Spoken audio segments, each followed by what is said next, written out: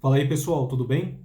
Bom, eu vou comentar num assunto aqui bastante batido, sobre a prisão do Daniel Silveira, deputado federal, porque criticou alguns ministros do STF. Eu sei que é bastante batido e tudo mais, alguns canais já veicularam isso daí, mas eu quero acrescentar alguns aspectos dentro da minha análise técnica jurídica, tá? Porque senão eu nem faria questão de fazer esse vídeo.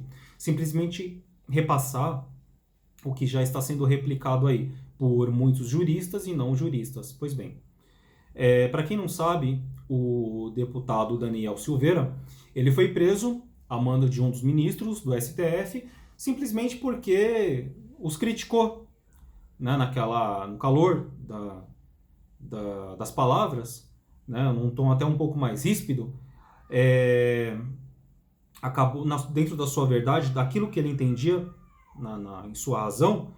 Eu não vou entrar no mérito. E o ministro Alexandre de Moraes entendeu que ele teria se excedido, colocando ali, dentro de suas palavras, uma suposta, um suposto risco à segurança nacional. Tá? Bom, primeiro, as decisões judiciais elas podem ser contestadas e criticadas por qualquer cidadão. E o cara é deputado federal. Ele tem imunidade parlamentar. Tá?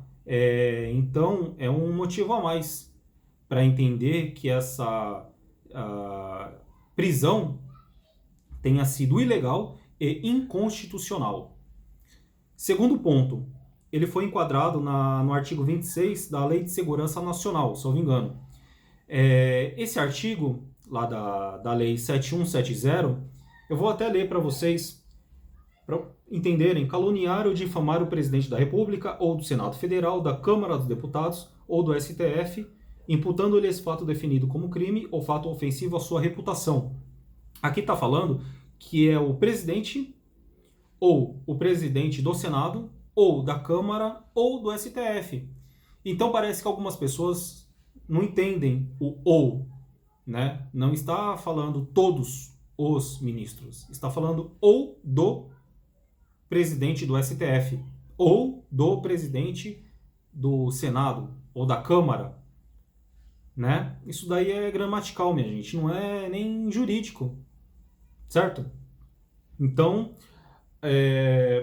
eu havia dito que o deputado federal, assim como senadores, no preceito do artigo 53 da Constituição Federal, são invioláveis civil e penalmente por qualquer de suas opiniões, palavras e votos.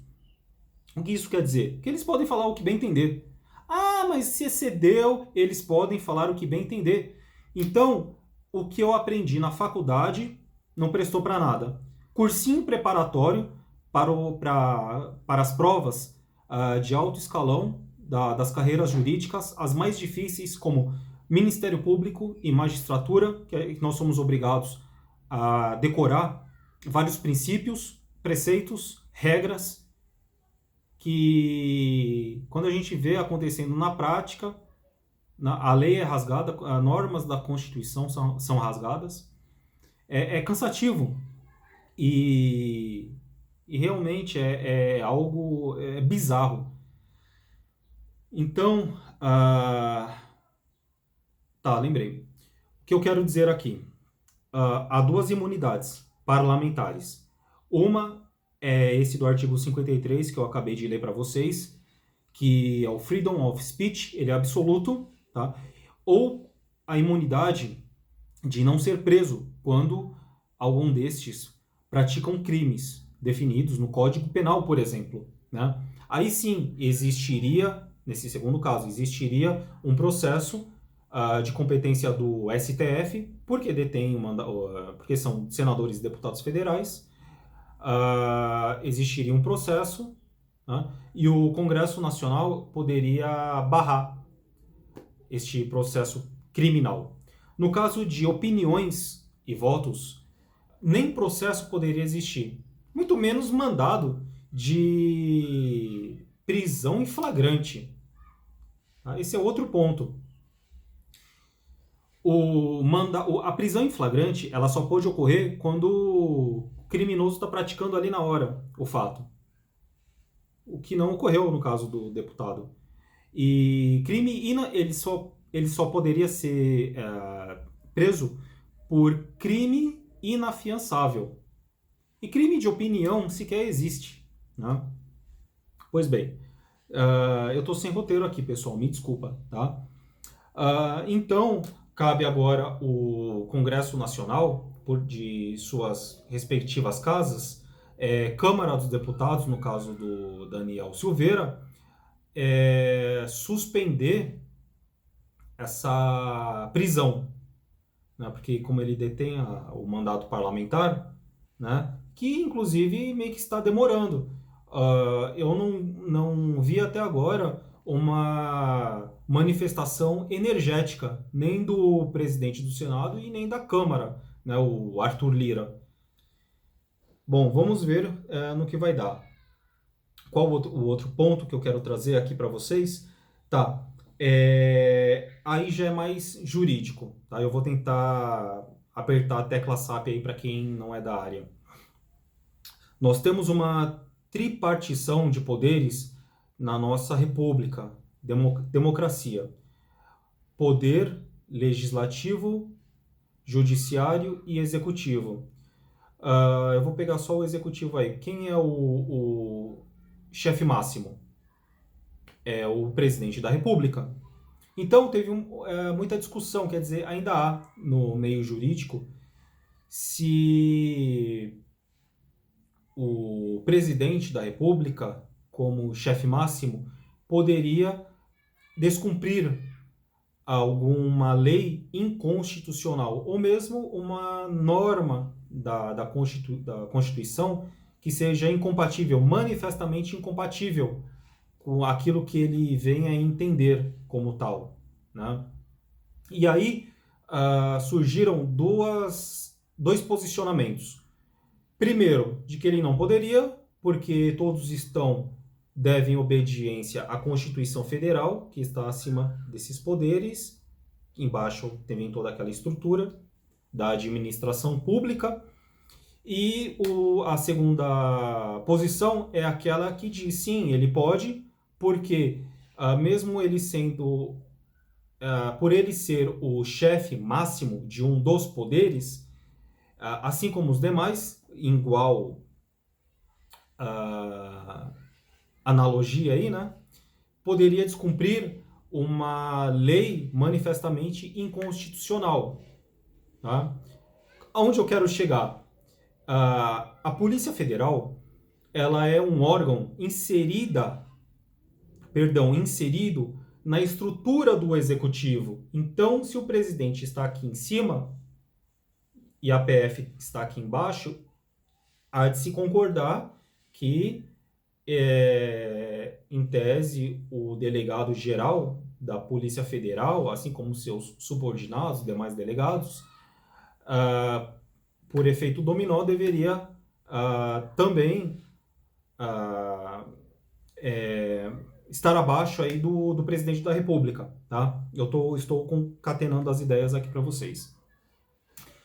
Bom, então, qual seria a solução, tá? Quando o ministro proferir uma decisão manifestamente ilegal ou manifestamente inconstitucional, os delegados, os policiais federais não deveriam cumprir essa ordem manifestamente ilegal e inconstitucional dentro de um respaldo jurídico. Mas você está falando aí que eles não podem cumprir porque veio de um precedente judicial. Sim e não. Tá? Primeiro, precedentes eles podem ser modificados. E existe esse precedente, sim, na ADI 221 do Distrito Federal, relatado pelo ministro Moreira Alves. Eu vou ler para vocês as suas palavras. Os poderes legislativo e executivo, por sua chefia, e isso mesmo tem sido questionado com alargamento da legitimação ativa na ação direta de inconstitucionalidade. Podem não só determinar aos seus órgãos subordinados que deixem de aplicar administrativamente as leis, ou atos com força de lei que considerem inconstitucionais. Então, existe um precedente do próprio STF. Agora vai vir esse mesmo STF mudando, de repente, a orientação, que não duvido nada. Então, este é um ponto. Segundo ponto. Então, é preciso ter um respaldo legal. Então, o Congresso Nacional precisa se organizar aí para editar uma lei ou uma emenda à Constituição que assegure efetivamente que, diante de uma lei inconstitucional, ou também, importante, de uma decisão judicial inconstitucional, manifestamente, né, inconstitucional, ainda que advinda de STF, deveriam ser descumpridas pelo poder máximo,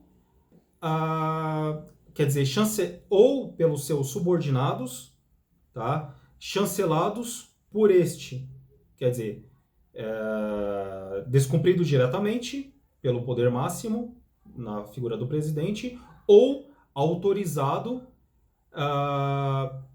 ou autorizando os seus subordinados. Entenderam? Eu acho que eu consegui explicar aí. Pessoal, vocês me desculpem se eu em algum momento titubeei aqui, porque eu estou sem roteiro e eu devo apertar a tecla SAP para vocês que não são do direito. Bom, é isso por hora. Eu espero que vocês tenham gostado, eu tenha esclarecido de uma forma satisfatória.